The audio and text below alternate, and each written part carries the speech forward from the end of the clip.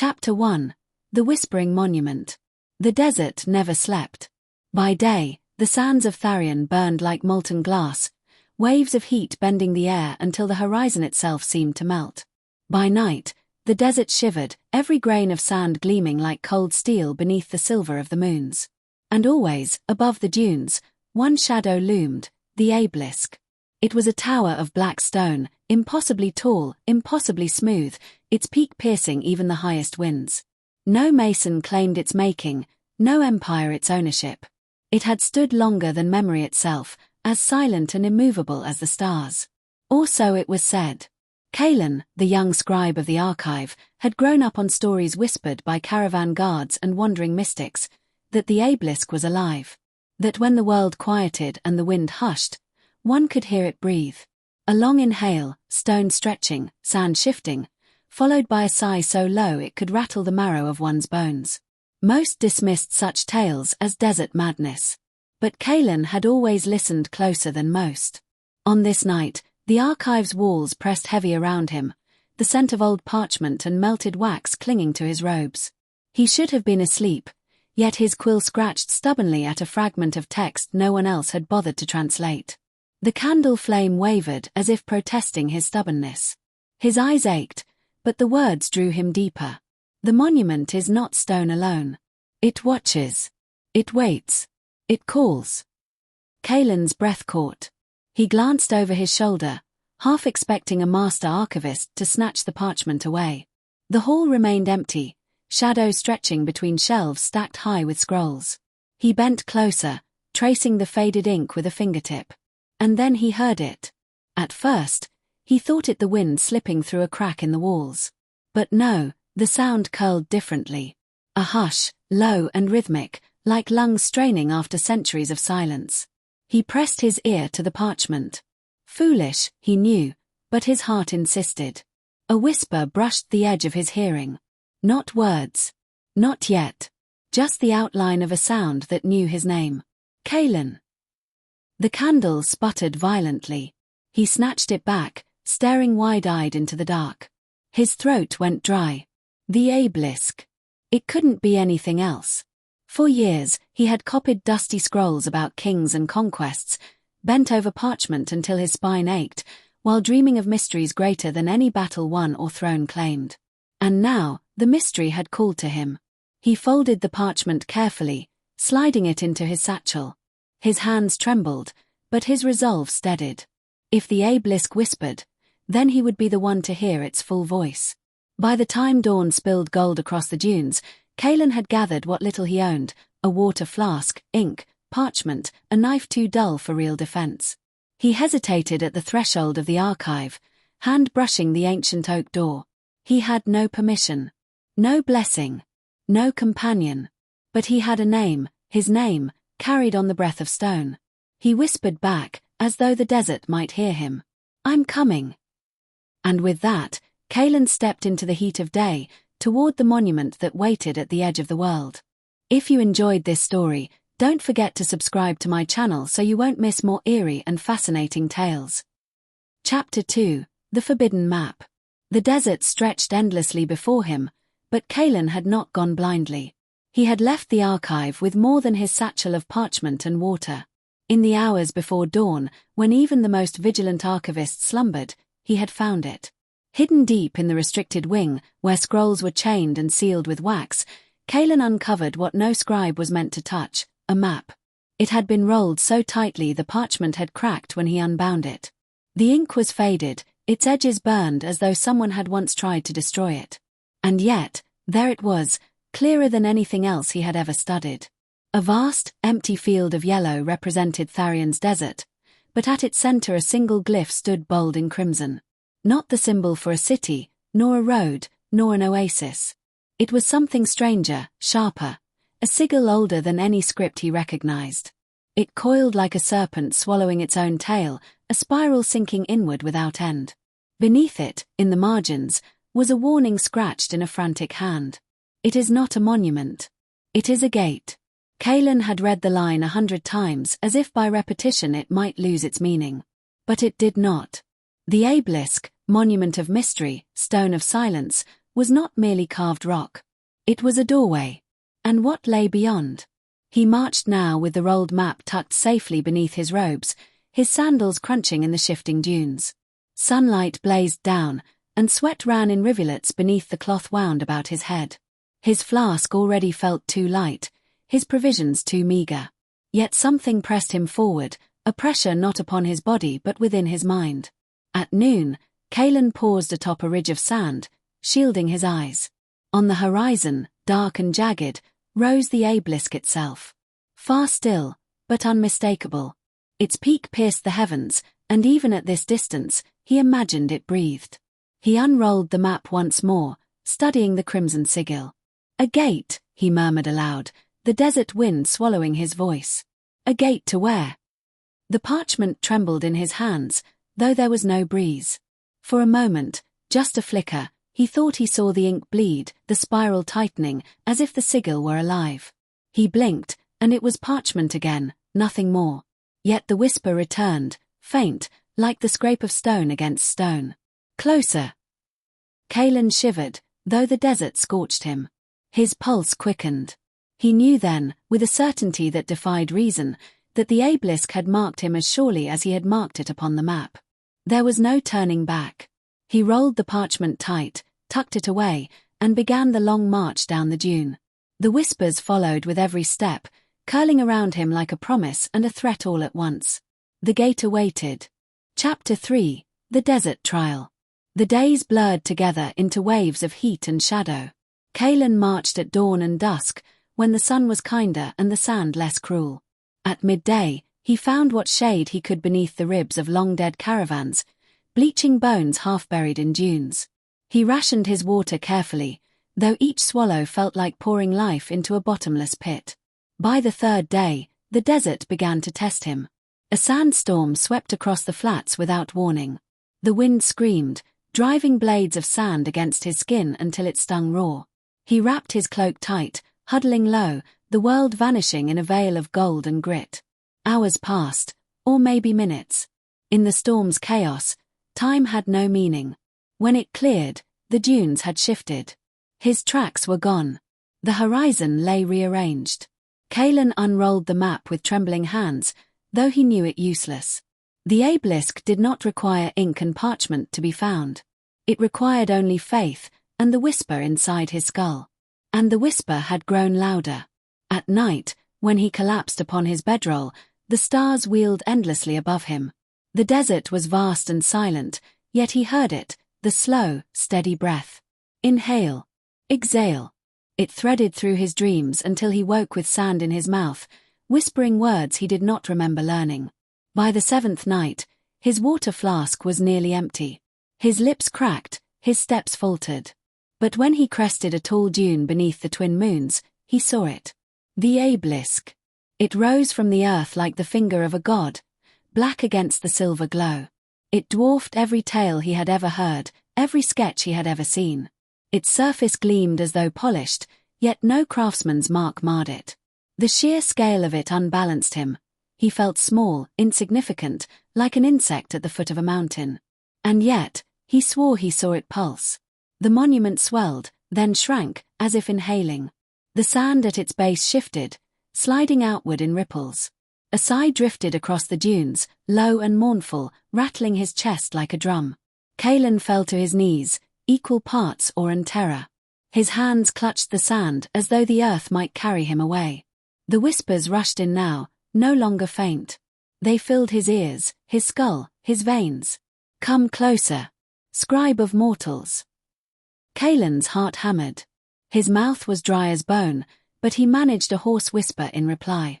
I am here. And with those words, he rose on unsteady legs and began the slow, reverent descent toward the breathing stone. Chapter 4, The Voice of Stone. The Abelisk loomed higher with every step. Up close, its surface was stranger than Kaelen had imagined. The stone was smooth, almost glass-like, yet veins of pale light traced across it, pulsing faintly as though blood ran beneath. He reached out with a trembling hand, palm brushing against the surface. It was warm. Warm, like flesh. Kaelen yanked his hand back, heart thundering. The monument exhaled, a long, low sigh that stirred the sand at his feet. Then, as though in answer, the voice returned. Not sound, not echo, but thought pressing against his mind. Scribe of mortals, do you seek truth or power? Kaelen staggered back, clutching his satchel as though ink and parchment could shield him. What are you? The stone shivered. Cracks rippled outward in a spider web of glowing lines. The voice deepened, filling his skull, his chest, the marrow of his bones. Answer. Kaelen's throat was dry, but he forced the word out. Truth. Silence. For a moment he feared he had been judged unworthy. Then the cracks widened, and white light burst forth, cutting the night like lightning frozen in stone. Sand rolled away in waves, and the air itself seemed to shudder. The Abelisk had opened. A doorway yawned before him, tall and jagged, as though the monument itself had torn a wound in its own flesh. Inside, he glimpsed corridors stretching into darkness, lined with glowing glyphs that shifted and shimmered, never settling into a single shape. Kaelen's fear warred with wonder. His instinct screamed to run, yet the whisper in his mind urged him forward. Come. The truth you seek lies within. He tightened his grip on his satchel. Ink. Parchment. Tools of a scribe. He had no sword, no shield, no prayer to offer. Only words. Only memory. His heart pounded, but his steps carried him across the threshold. Inside, the air was cool and heavy, thrumming with the rhythm of the Abelisk's breath. His footfalls echoed endlessly, as though the corridors themselves listened. He ran his fingers along the glowing glyphs, and though he could not read them, a flood of impressions filled his mind. Empires rising and falling, rivers changing course, stars burning out in silence. Histories erased from the world. Secrets that no living soul had ever recorded. Kaelen's eyes burned with tears he could not explain. For the first time in his life, he felt the enormity of what it meant to remember. Yet as he walked deeper, the whispers grew heavier, layered now with other voices, ancient and sorrowful, all pressing against his thoughts. He was not the first to step into the Abelisk. And perhaps, he would not be the last.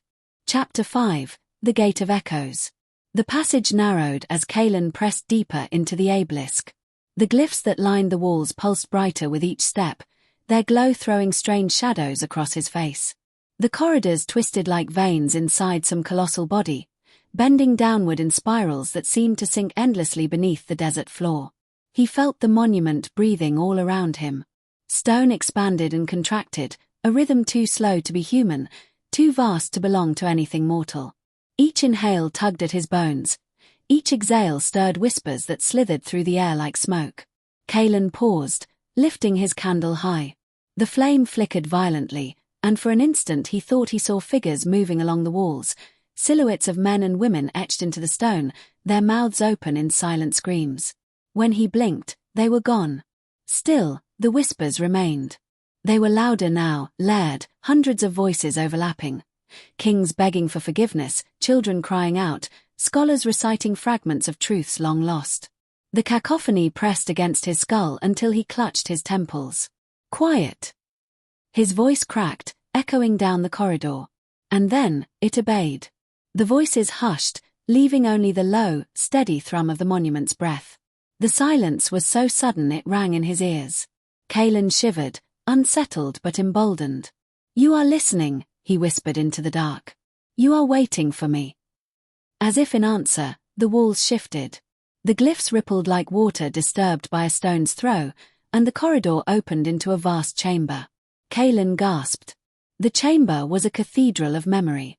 Columns of stone rose like trees, their surfaces covered in glowing script.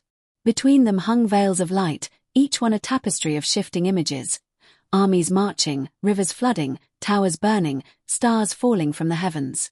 The scale of it overwhelmed him. The histories of the world danced here, unbound by time. He stumbled forward, awestruck, reaching for the nearest veil. His fingers brushed the light, and a torrent of sensation flooded him.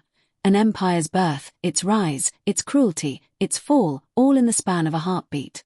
He gasped and fell back, clutching his chest as though the memory itself had carved into his ribs. This was no monument. This was no temple. This was a library of everything forgotten. And at its center, upon a dais of dark stone, stood a single pedestal. Resting upon it was a book so vast it could not have been made by mortal hands. Its cover gleamed like obsidian, etched with the same spiral sigil that marked Kaelen's map. The whispers returned, soft but insistent. Come, scribe of mortals. The truth waits to be written. Kaelen's knees trembled as he stepped toward the pedestal, toward the book that pulsed faintly with light. His heart thundered. He could not tell if he was about to record history, or become it. Chapter 6, The Guardian of Memory. Kaelen approached the dais with slow, reverent steps. His sandals scuffed faintly against the polished floor, every sound magnified in the vast chamber. The book loomed before him, its cover darker than night, its spiral sigil faintly glowing with a heartbeat of its own. His hand hovered above it. The whispers urged him closer, closer still. And then the chamber shook. A sound like stone grinding against stone filled the air. The veils of memory shivered violently, their shifting images distorting into chaos. Kaelen staggered back, heart pounding, as the shadows between the columns thickened. From that shadow something stirred. At first, it seemed formless, a swirl of sand pulled from the very floor, rising in a twisting column. But the shape solidified, taller than any man, broader than any beast. It was woven of grit and darkness, its body shifting constantly as though barely contained by form. Two hollow eyes burned like distant stars. The Guardian had awoken. Kaelen stumbled, clutching the strap of his satchel. He wanted to run, yet his legs refused him. The presence that filled the chamber was too vast, too heavy, pressing him down like a mountain upon his chest. When the Guardian spoke, its voice was not one sound, but many, layered and resonant, as if 1,000 voices spoke through one throat.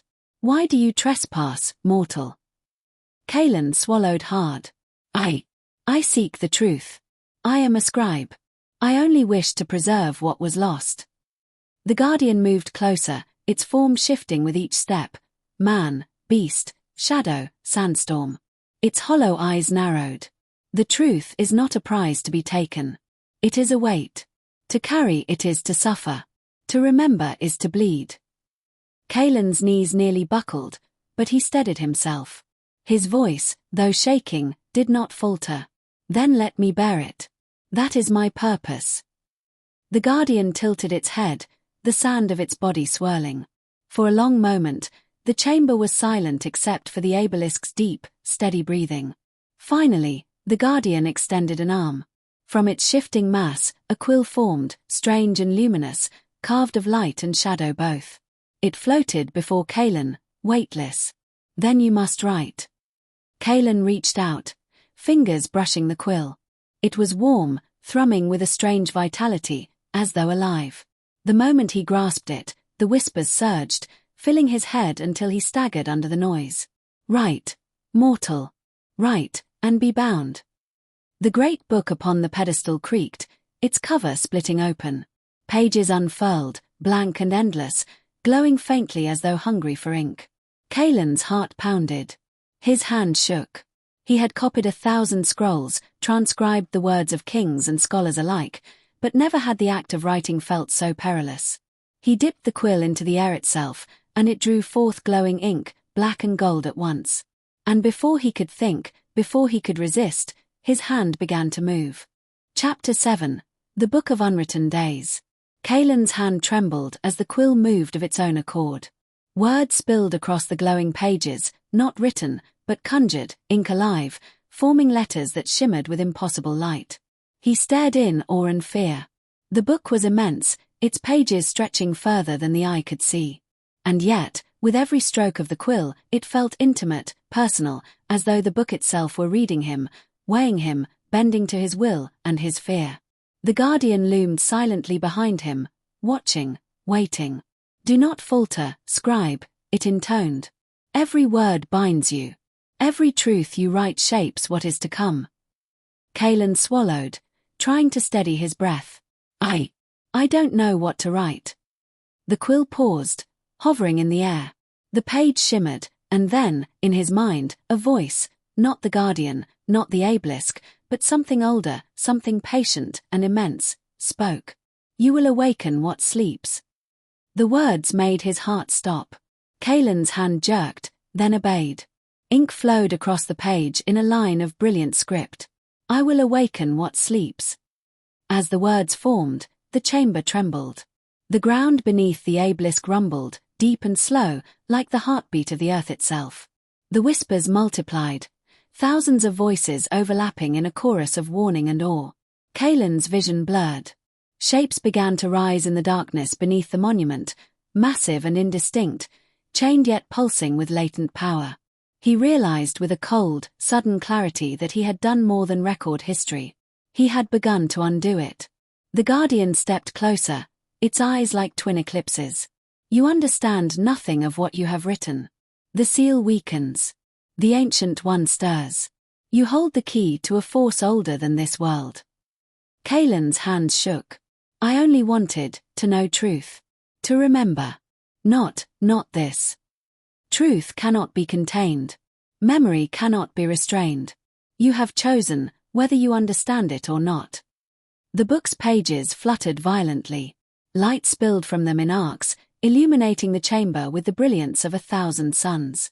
Shadows leapt along the walls, colossal forms, writhing, shifting, awakening. Kaelen's knees buckled. He sank to the floor, staring at the words he had written. "I will awaken what sleeps." The monument groaned.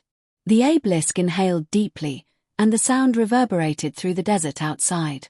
Somewhere far beneath the sands, chains began to strain. Something vast, something imprisoned, was beginning to stir. Kaelen realized, with a sinking certainty, that the truth he sought was more dangerous than he had ever imagined. And yet, he could not look away. He had begun a story that would not end until the world itself had answered. Chapter 8. The Awakening Beneath. The chamber shook violently. Kaelen stumbled, clutching the glowing book, the quill rattling in his hand. The ground beneath the Abelisk quivered as if the desert itself had inhaled and now exhaled in anger. Outside, the winds howled, carrying with them a sound unlike any storm he had ever known. A deep, resonant roar, echoing from far below the sands. It was a sound that belonged not to this world, but to something older, vast, and impossibly alive.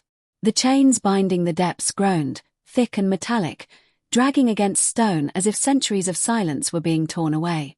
Kaelen's heart pounded in terror.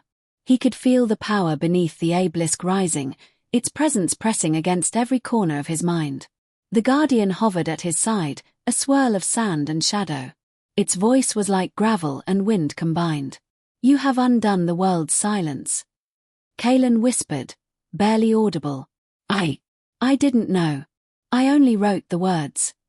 Words shape reality here. Ink binds the unseen. Every scribe who touches this book carries the weight. And now, the Ancient One awakens. A vibration surged through the chamber. The walls flexed, the pillars of stone quivering as if alive.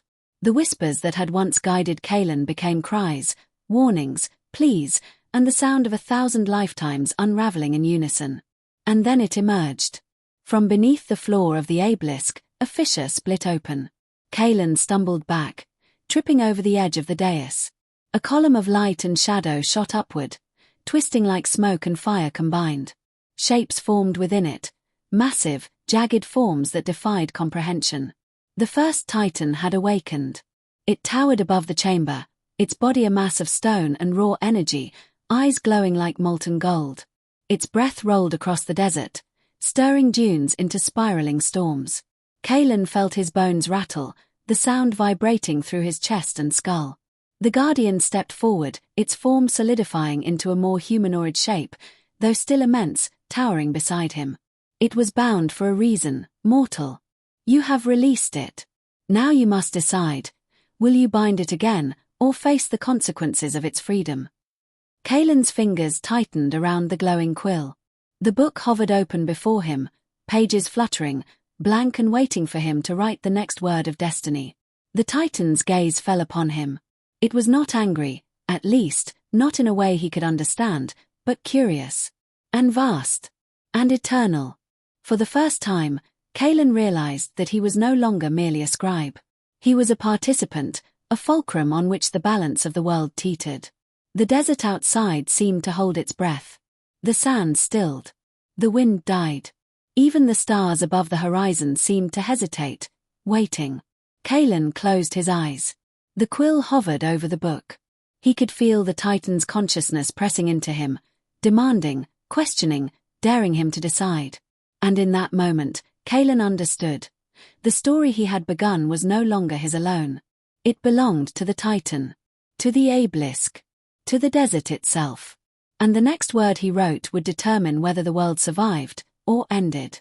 Chapter 9: The Breath of the Colossus. The Titan's massive form towered over the chamber, and with each inhale, the Abelisk itself seemed to tremble. Dust and sand swirled in chaotic vortices, spinning across the desert and into the corridors beneath the monument. The sound of its breathing was deafening, a slow, rolling pulse that shook Kaelen's bones. The first Titan's eyes glowed brighter, like molten suns suspended in a dark sky. Its gaze fixed on Kaelen, yet it was not malicious, at least, not yet. It was measuring him, probing, as if the young scribe were a puzzle to be solved. The Guardian loomed at Kaelen's side, its form flickering between sand and shadow. Its voice, heavy with warning, echoed through the chamber. "Mortal, the Colossus has awakened fully. Each breath it takes reshapes the world. One step, one motion, could crumble mountains. You must act before it decides to move of its own accord." Kaelen's fingers clutched the quill, the book hovering before him. The ink shimmered, alive with energy, demanding action. His mind raced, trying to comprehend the enormity of what he had done. Words he had written had woken a being older than empires, older than kingdoms, older than time itself. The Titan exhaled. The sound rolled outward, striking the walls with the force of a hurricane. Sand and stone shifted, the floor heaving like the deck of a ship caught in a storm. Kaelen fell to his knees, clutching the book for balance. And then he heard it, not a voice, not words, but a thought, clear and resonant in his mind. "Mortal, what will you do?" Kaelen swallowed, trembling. His hand hovered over the pages of the book. He could write to bind it again, to seal it beneath the desert for another millennium. Or he could write a path forward, to release the Titan fully, risking the world and himself alike. The Guardian's form twisted closer, almost pleading. "Do not falter. Every moment wasted strengthens it. Choose, scribe, or be swept aside by the consequences." Kaelen's breath came in ragged bursts. He looked into the Titan's golden eyes, seeing not anger, not hatred, but curiosity, ancient and terrifying. It waited for him, expectant, patient, immense beyond comprehension. He realized, in a way that chilled him to the marrow, that his story was no longer a story. It was the world. With trembling hands, Kaelen raised the quill above the pages. The words he would write next were heavier than any stone, heavier than any mountain, heavier than time itself. And then he paused. For the first time, he felt the weight of choice pressing down on him, not as a scribe, not as a mortal, but as the fulcrum upon which the fate of the Titan, the desert, and the world itself now balanced. The Titan exhaled again. The sound was like a drumbeat of creation. The desert outside roared. Sandstorms rose in spirals hundreds of feet high, and every dune seemed alive, trembling in anticipation. Kaelen's eyes narrowed.